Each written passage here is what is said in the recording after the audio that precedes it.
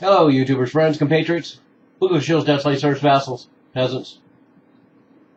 Debt slaves, peasants, vassals. Yeah, I'm a useful idiot, and today I'd like to talk about propaganda in the United States. And it has quite a long history, as anyone would guess. But recent developments, of course, have made it obvious that there is a war on the American public. And it's a war being directed by our own government and our own military. It's being internalized now, and of course that includes one of my favorite topics, the surveillance and police state. And so anyway, I wanted to single out one of the ingredients of this new surveillance police state, which is the propagandizing to the American public. And I'm sure most Americans are not aware of it, so once again, it's something I'd like to point out so people could look around and see that there's a lot more of this going on than they might suspect. So let's start with the fact that there was a law passed in 1948 called the Smith-Mundt Act, and it prohibited the U.S. government from propagandizing to the U.S. public. So there's a law in place, and the necessity was seen for it to make sure that the government didn't propagandize to the public. And a lot of that is the results of heavy demonization of the enemy and trying to curtail it in the post-war period. So this Smith-Mundt Act of 1948 was amended in 1972 and in 1998, and to upgrade it to include new formats and new technologies, including the internet. And so these public propaganda programs within government circles are called public diplomacy programs.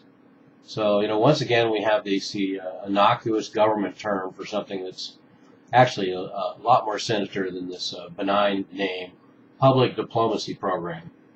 And, this act was augmented by Reagan in '83, by Clinton in 1999, and Bush in 2002. So all presidents are aware of this legislation and have been working with it and updating it to include, the latest technologies.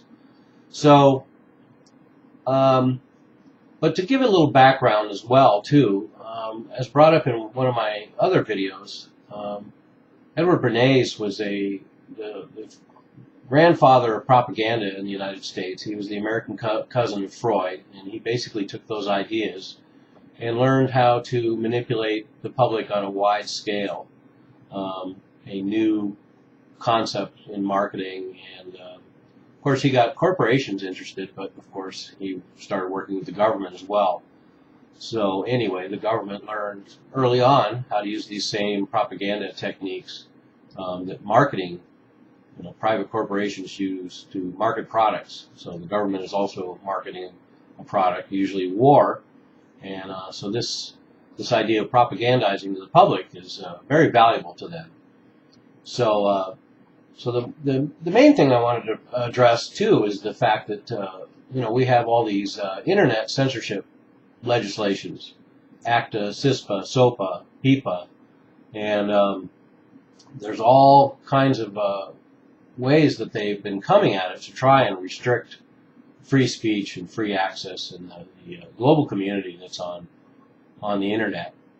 And specifically, there is an official Pentagon report signed by Donald Rumsfeld from back during the Bush administration. It was called the Information Operations Roadmap.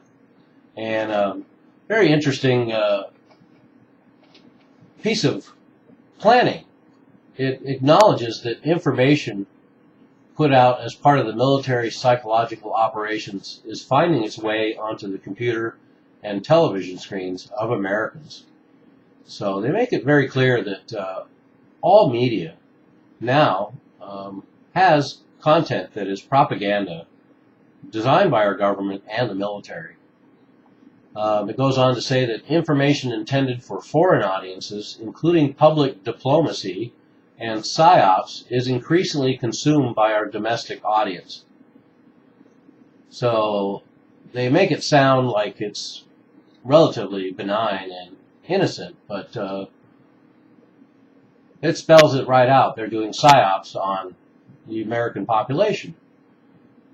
It goes on to say, quote, Psy-Ops messages will often be replayed by the news media for much larger audiences, including the American public. So just like in corporate advertising, Psy-Ops operations designed by the government and military rely on the constant repetition of their bylines. So it's no wonder that when you want to spot government propaganda and military propaganda on the television, all you really need to do is look for those stories that are seemingly getting pounded into the dirt using the same terminology on different networks by different figureheads, by different corporate media puppets. So it's pretty easy to spot. When you get this repetition going, then chances are it's probably bullshit. And in this report by Rumsfeld, it said strategy should be based on the premise that the Department of Defense will, quote, fight the net as it would any enemy weapon system. So the military, for them, the internet is just another potential battlefield, and they will master it. And they've already been using this technology, obviously, in Iraq as well, and any military theater we're in. So, and let me say a little thing about Psy-Ops. According to military and government manuals, Psy-Ops is basically to convey selective information and indicators. So that's very telling. Indicators, things that kind of point you in the direction they want you to go, and giving you selective information. So they may give you part of the truth and not all of it, or none of the truth, or some of the truth. And the idea behind Psy-Ops is to influence the emotions, influence the motives, influence the objective reasoning, and ultimately influence your ultimate behavior.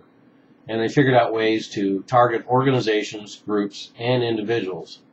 So I'm being this specific because it is this specific in these manuals. So there's really no question what it's all about.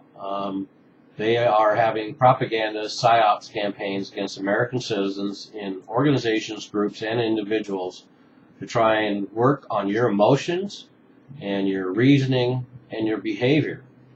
So they can't make it any clearer than that. And there's 5 components to the government approach to the internet and Psy-Ops within the U.S.